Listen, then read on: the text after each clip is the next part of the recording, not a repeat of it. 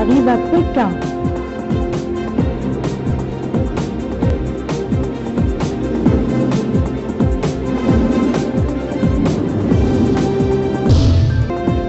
Des cadres et agents de plusieurs départements participent à l'opération de plantation de 12 000 arbustes pour réhabiliter le bloc 7 de la ceinture verte de Nouakchott.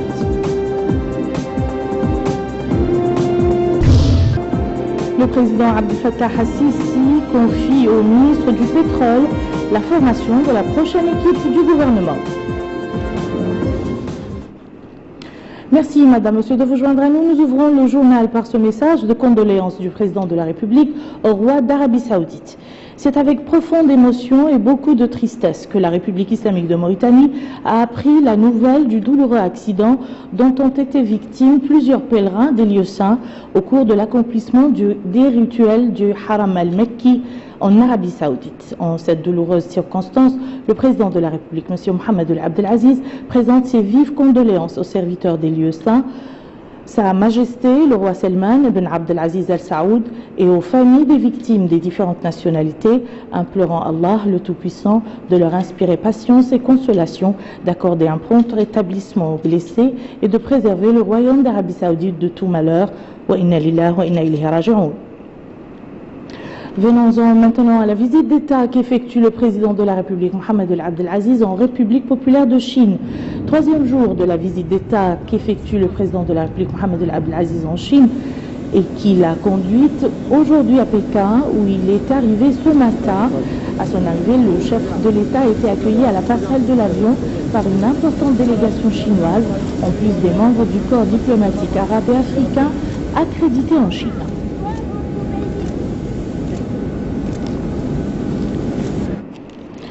Avant de quitter Shanghai, le président de la République, Mohamed Abdel Aziz, s'est rendu dans la société ZTE, spécialisée dans les télécommunications et l'entretien technologique, implantée en Mauritanie depuis 13 ans.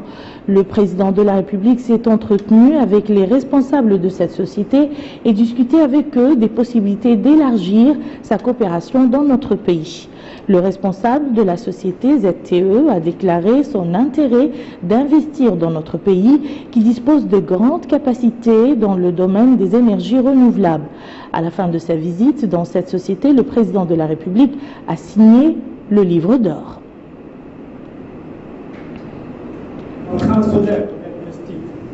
Dans ce domaine, pumping systems in Eritrea and solar home power systems in. 2天前呢，孟德甲刚刚在武汉也会见了。大家好。With the technology.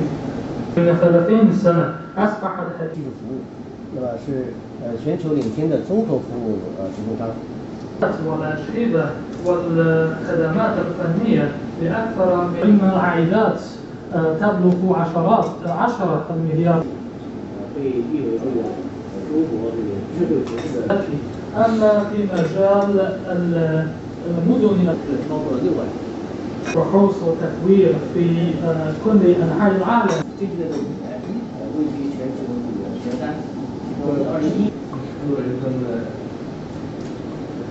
شركة على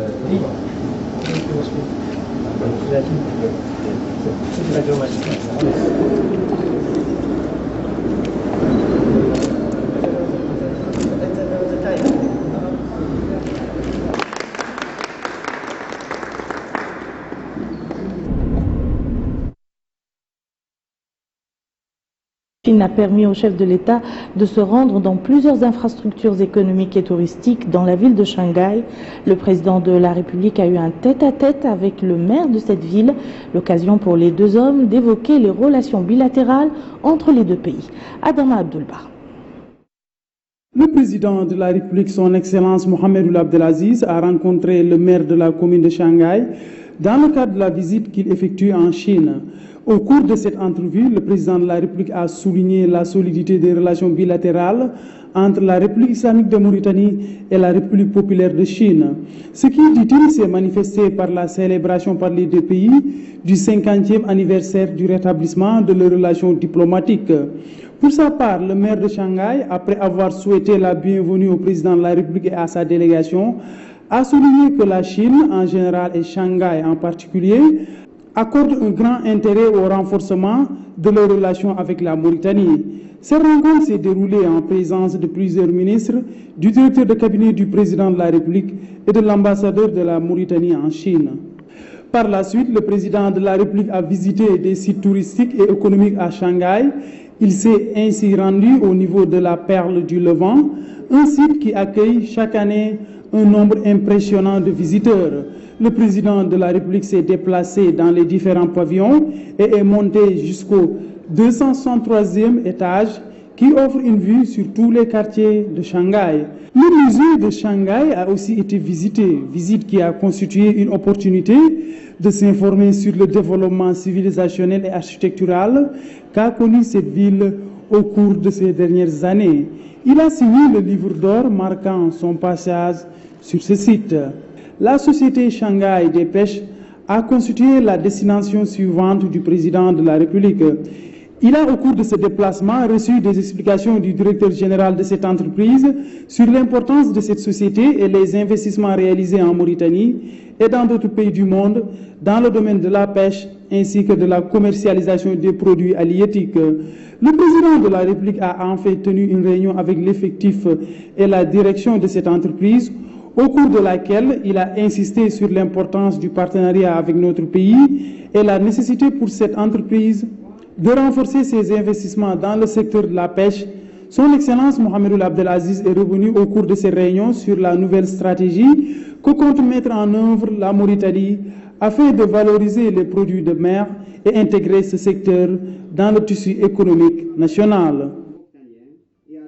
Notre pays célèbre aujourd'hui l'anniversaire des journées du comité permanent inter-État de lutte contre la sécheresse dans le Sahel SILS, qui coïncide avec le 12 septembre de chaque année. Le thème retenu pour cette année est le SILS face aux enjeux du changement climatique et de la sécurité alimentaire. Pour rappel, notre pays est membre actif de cette organisation et a contribué le long de son évolution à l'atteinte de ses objectifs, à savoir la lutte contre les effets de la sécheresse et la réduction de l'insécurité alimentaire. À l'occasion de cet anniversaire, le président malien, M. Ibrahim Boubacar Keïta, président en exercice du SILS, avait adressé un discours aux populations des pays du Sahel dans lequel il a abordé la problématique du changement climatique et la sécurité alimentaire dans la région. Je vous propose d'écouter des passages du discours du président malien Ibrahim Boubacar Keïta, président en exercice du SILS. 12 septembre 2015 est la date commémorative de la création de notre organisation communautaire, le Comité permanent inter-État de lutte contre la sécheresse au Sahel, SILS. Cette commémoration, consacrée par l'organisation d'une journée SILS, dans chaque pays membre de notre institution, vise à sensibiliser les opinions nationales sur la nécessité d'une lutte permanente contre les effets de la sécheresse et de la désertification. Elle a été instituée lors de la 7e conférence des chefs d'État et de gouvernement du SILS, tenue à Dakar les 28 et 29 janvier 1986. La présente journée est ainsi la 30e du genre.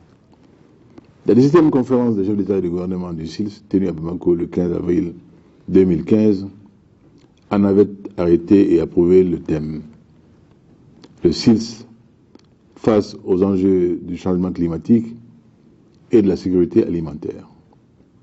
La célébration de la journée du SILS vise de façon spécifique, premièrement, à mieux faire connaître les implications, tant actuelles que probables, à venir de la variabilité et du changement climatique, en termes de vulnérabilité des secteurs stratégiques et de risques sur la sécurité alimentaire et nutritionnelle au Sahel et en Afrique de l'Ouest.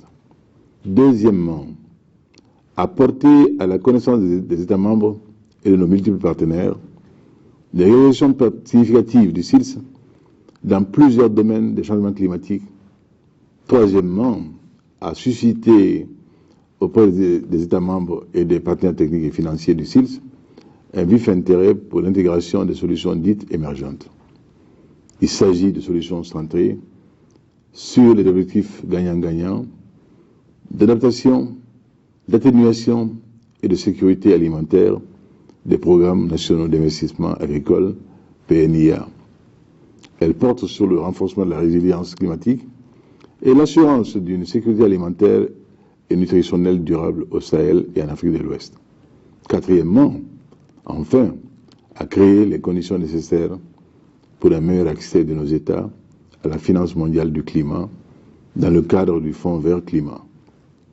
Citoyennes et citoyens des États membres du SILS, créé le 12 septembre 1973 par 6 États fondateurs que sont la Haute-Volta, actuel Burkina Faso, le Mali, la Mauritanie, le Niger, le Sénégal et le Tchad, le SILS a connu une expansion remarquable. En effet, elle compte aujourd'hui 13 pays, suite à l'adhésion en 1976 du Cap-Vert et de la Gambie, en 1986 de la Guinée-Bissau, en 2011 de la Guinée-Conakry, puis en 2012 de la Côte d'Ivoire, du Bénin et du Togo. Au fil des 42 ans d'existence, le SILS s'est positionné dans l'espace sahélien ouest-africain comme une institution de référence. Il rend d'utiles services à ses États membres dans la recherche de solutions efficaces et durables en matière de lutte contre l'insécurité alimentaire et nutritionnelle, ainsi qu'en matière de prévention contre les effets néfastes de la sécheresse et des changements climatiques. De fait, notre institution s'est illustrée par l'exemplarité de la définition et la conduite de politiques et stratégies régionales pertinentes de sécurité alimentaire et nutritionnelle, par l'évaluation permanente des campagnes agricoles, par la prévention et la gestion prudente des crises alimentaires, par la pratique des prévisions et du suivi agro-hydrométéorologique, par la facilitation de l'accès au marché des produits agricoles et alimentaires et par la gestion durable des ressources naturelles, des terres et de l'eau d'irrigation. Citoyennes, citoyens des États membres du SILS, les études et les réflexions menées ces dernières années par le SILS ont montré concernant les pays d'Afrique subsaharienne une intensification du réchauffement climatique. Elles indiquent que la zone couverte par les pays membres du SILS sera parmi celles les plus affectées par les changements climatiques futurs. Les observations météorologiques révèlent que l'Afrique occidentale a subi une hausse des températures de l'ordre de 0,6 à 0,7 degrés centigrades, c'est-à-dire une hausse beaucoup plus rapide que la moyenne globale. Par ailleurs, des changements majeurs sont survenus dans les régimes de précipitations tels que l'apparition d'une brusque alternance d'années humides et d'années sèches au cours de ces 2 dernières décennies. Et pour débattre de l'anniversaire du SILS, nous recevons pour vous dans ce journal et sur ce plateau M. Mohamedou Lenamine, conseiller technique du ministre de l'Agriculture chargé du SILS. Bonsoir monsieur. Bonsoir. Alors que représente pour les pays membres du SILS cet anniversaire? Cet anniversaire, comme vient de le souligner le président en exercice du SILS, M. Ibrahim Boubacar Keïta, c'est la concrétisation tout d'abord des orientations stratégiques de cette organisation qui, le long des dernières années, ont évolué vers des thèmes stratégiques tels que l'adaptation au changement climatique et la lutte pour la sécurité alimentaire. Donc cet anniversaire qui a pris comme slogan le SILS face aux enjeux des changements climatiques et la sécurité alimentaire, donc les thèmes principaux ont été soulevés. L'année passée, c'était le SILS face à la transition démographique. Les autres années ont vu le développement d'autres thématiques comme le genre, comme la protection de l'environnement. Cette année, 2 thèmes principaux ont été posés. Donc cet anniversaire est très important pour les 13 pays qui constituent le SILS. Et donc c'est un appel en fait de tous ces pays à œuvrer pour éradiquer la pauvreté, pour protéger les ressources pour s'adapter au changement climatique, comme il l'a dit, parce que beaucoup de populations de nos pays du Sahel ne sentent pas les effets négatifs que constitue le changement climatique et la sécurité alimentaire. Alors, pouvez-vous nous rappeler un peu les objectifs pour lesquels le SILS a été créé? Voilà, pour ceux qui se rappellent des sécheresses des années 73-68, vous savez que tout le Sahel a été l'objet de sévères sécheresses qui ont tout décimé, faune, flore, etc. Donc, avec l'appui de la FAO, ces pays, dont notre pays est membre fondateur, notre pays ont créé cette organisation qui a évolué plus tard vers 13 pays. En 2015, aujourd'hui, 42 ans après, nous sommes devenus 13 pays membres. Donc les objectifs majeurs peuvent être cités dans le domaine suivant. Tout d'abord, comme vient de le dire le président en exercice, c'est la protection de l'environnement avec l'adaptation au changement climatique. C'est la lutte pour la sécurité alimentaire des populations vulnérables et pauvres. C'est la protection de l'environnement. C'est la protection des ressources rares en eau dans ces pays. C'est la formation académique des cadres des pays. Et je cite ici que le SILS a des instances qu'il faut citer, en plus du secrétariat exécutif du SILS basé à Ouagadougou. Il y a le centre Agrimet qui forme, comme on est dans le domaine de la formation, qui a formé jusque-là 1000 cadres des pays, dont à peu près 100 de nos ingénieurs.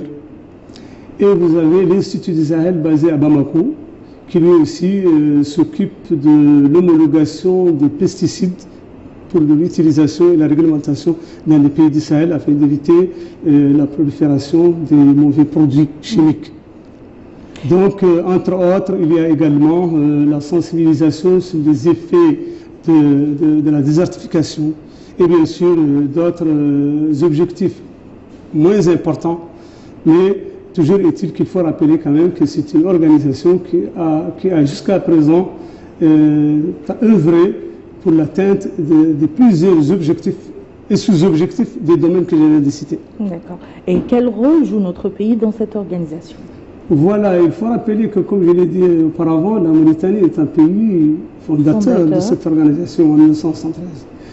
Notre pays a contribué tout d'abord à la mobilisation des financements pour cette organisation dans les années 70 et 80 auprès surtout des bailleurs arabes. Notre pays joue un rôle très actif l'atteinte des objectifs du SILS, parce qu'au niveau du pays, je rappelle que le ministère de l'Agriculture est le département focal de cette organisation, dont j'assure moi-même le secrétariat permanent. Donc notre pays, à travers la mise en œuvre de programmes importants de développement rural, contribue à l'atteinte de ces objectifs. Je peux citer par exemple cette année, nous allons mettre en œuvre des projets qui s'orientent vers la résilience. Il y a des projets financés par un projet financé par la Banque africaine de développement, par la Banque islamique. La Banque mondiale est en train de catalyser un projet pour financer l'irrigation dans le SILS. L'objectif d'ici 2020 est d'atteindre 1 million d'hectares. Nous sommes à 400 000 hectares. Donc la Mauritanie, indépendamment des actions qui sont dans le cadre de la lutte pour la protection de l'environnement, la muraille verte. On vient tout dernièrement d'organiser un sommet chez nous. Donc, tant d'activités qui sont menées dans le pays, de programmes, de projets, d'initiatives qui concourent à l'atteinte de ces objectifs. Donc, notre pays joue un rôle important. Merci beaucoup, Monsieur Mohamed Ould-Namine. Je rappelle que vous êtes le conseiller technique du ministre de l'Agriculture chargé du SILS. Merci beaucoup pour toutes ces explications. Merci. Direction le Palais des Congrès de Nouakchott où se poursuit la rencontre de concertation élargie pour un dialogue national inclusif. Les participants à cette rencontre ont eu l'occasion de poser et discuter leurs différents points de vue et approches. Abdelrahman Hamad nous en dit plus. 6 jours successifs pleins de débats et échanges entre les participants à ces rencontres consultatives préliminaires au dialogue national inclusif. Les participants ont abordé leur point de vue et discuté sans tabou toutes les questions soulevées par les protagonistes politiques et les activistes de la société au cours de ces jours. Plusieurs questions ayant trait avec la gouvernance politique du pays et l'unité nationale ou encore les questions de nature à améliorer les cadres de vie des citoyens ont été évoquées au cours de ces rencontres consultatives.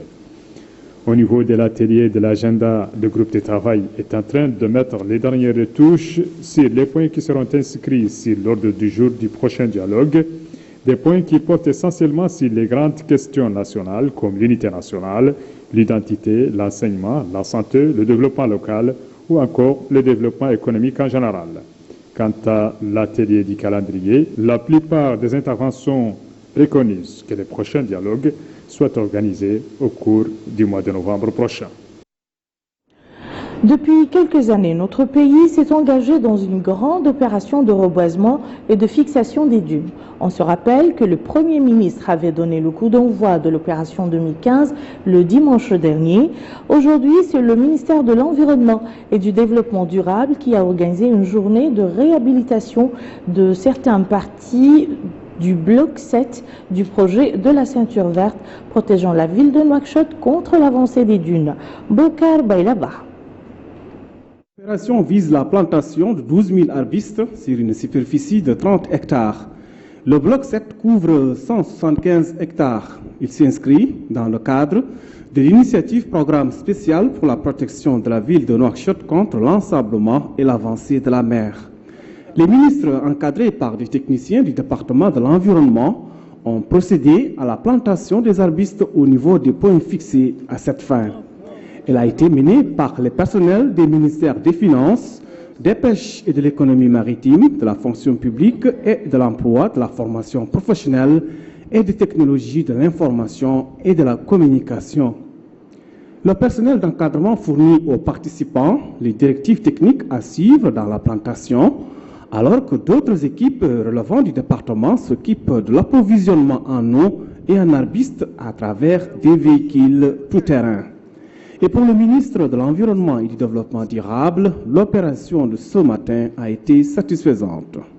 Donc il y a 4 départements qui sont concernés pour mener des opérations de reboisement au niveau du site de Bloc 7. C'est le ministère des Finances, le ministère de la Fonction publique, le ministère de l'Emploi et le ministère des Pêches et de l'économie maritime.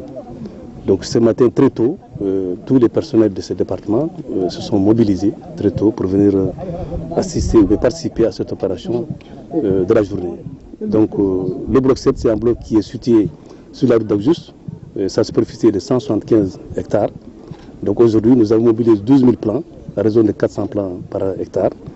Donc ce qui veut dire que nous allons regarnir une superficie de 30 hectares.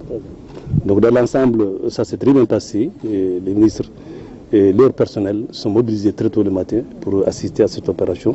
Et une fois encore, je félicite les personnes de ce département qui sont mobilisées, qui ont montré leur implication, leur motivation, leur disponibilité pour accompagner le département dans le cadre de cette campagne de reboisement. De son côté, le ministre de l'Emploi, de la formation professionnelle et des technologies de l'information et de la communication, M.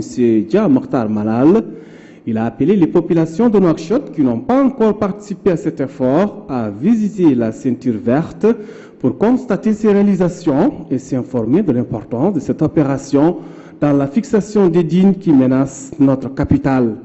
Il a en outre apprécié les pas franchis jusqu'à présent dans le domaine de la fixation biologique, appelant à la poursuite de cette action qui constitue un devoir civique et une responsabilité collective.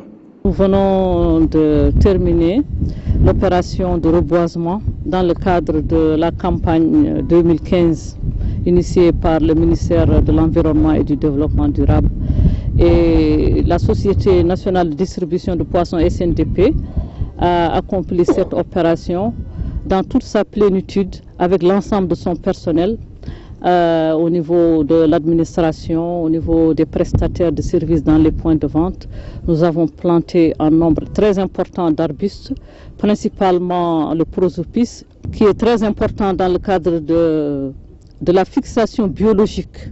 Parce que, comme vous le savez, Nouakchott, c'est une ville qui est menacée par aussi bien l'ensablement, aussi bien par la menace maritime.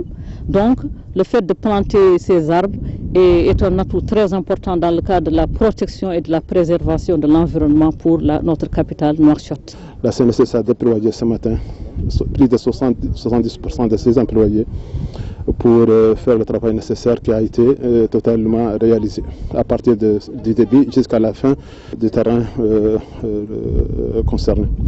Bon, c'était un effort louable de la part du personnel de la CNSS car il s'agit d'un effort fait le samedi alors que la majorité du personnel de la CNSS est en congé administratif. Donc le personnel s'est investi dans cette opération parce qu'il s'agit de la ville de Nouakchott, notre capitale, notre chère capitale, qui est menacée par l'avancée des sables et par l'avancée des eaux de mer. A noter que le programme spécial pour la protection de la ville de Nouakchott contre l'ensablement et l'avancée de la mer est financé sur les moyens propres de l'État. La zone ciblée pour le reboisement s'étend sur 25 km aux confins de la ville de Nouakchott et englobe 14 blocs. Cap à présent sur la capitale économique, pas pour évoquer le poisson et les minerais de fer qui ont rendu célèbre Nouadhibou, mais plutôt pour parler de la culture du palmier dattier. Cette ville abrite des oasis dans lesquelles poussent plus de 20 000 palmiers. Yadalifal. Nouadhibou est connu pour la qualité et la diversité de ses ressources halieutiques et ses minerais de fer. Mais depuis quelques années, le palmier dattier y a fait son apparition. On compte dans cette région 21 000 palmiers dattiers qui ont été implantés ici au début des années 70 du siècle dernier. Grâce à leur ténacité et leur passion, certains amoureux de cet arbre ont réussi à dompter la terre salée et le climat humide de Nouadhibou pour créer dans cette presqu'île des oasis. Ce que vous voyez là est le fruit d'une bataille qui a duré des décennies, déclare cet homme qui reconnaît que le combat n'a pas été facile pour arriver à imposer aux palmiers de la DRAR d'épouser cette terre. Avec 21 000 palmiers, nous avons le droit d'intégrer le projet Oasis afin de bénéficier du soutien qu'il apporte aux passionnés du palmier dattier, déclare cet autre. Avis aux amateurs qui ont raté la Guetna ailleurs, celle de Nouadhibou est attendue à la fin du mois de septembre. Rakissi nous fait en bref une image, un résumé de l'essentiel de l'actualité internationale. Une heure après l'annonce de la démission du gouvernement du Premier ministre Ibrahim Mahlab, le président égyptien Abdel Fattah al-Sisi a confié à Cherif Smaïl la mission de composer un nouveau cabinet d'ici une semaine. Il a toutefois tenu à saluer les efforts accomplis par M. Mahlab et son équipe durant cette période difficile de l'histoire du pays. M. Mahlab avait été nommé au poste de Premier ministre début 2014 et n'avait pas été inquiété lors du précédent remaniement ministériel de mars 2015. Il était vu comme un proche du président Al-Sisi. À Barcelone, plusieurs centaines de milliers de partisans de l'indépendance de la région ont défilé dans les rues. Une démonstration de force à 15 jours des élections régionales. Avec le drapeau catalan rouge et or comme symbole de ralliement, entre 500 000 et plus d'1 million de personnes ont participé à cette manifestation pour afficher leur soutien aux listes prônant la sécession de cette région espagnole lors des élections régionales du 27 septembre prochain. Au moins 85 personnes ont été tuées et une centaine de blessés par l'explosion d'une bombe de gaz dans un restaurant bondé de Petlawad dans l'état du Madhya Pradesh dans le centre de l'Inde. La déflagration s'est produite au moment où des dizaines d'employés de bureau et d'écoliers prenaient leur petit déjeuner dans un restaurant de la localité. La police du district privilégie la piste accidentelle. Fin du journal, je vous en rappelle les principales informations. Dans le cadre de la visite d'État qu'il effectue en Chine, le président de la République arrive à Pékin.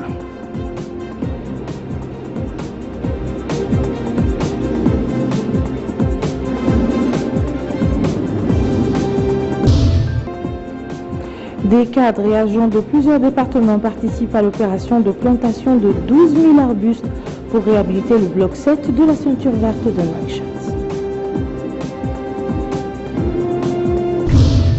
président égyptien Abdel Fattah al-Sisi confie au ministre du Pétrole la formation de la prochaine équipe du gouvernement. Merci Madame, Monsieur de nous avoir suivis. À très bientôt, Inch'Allah.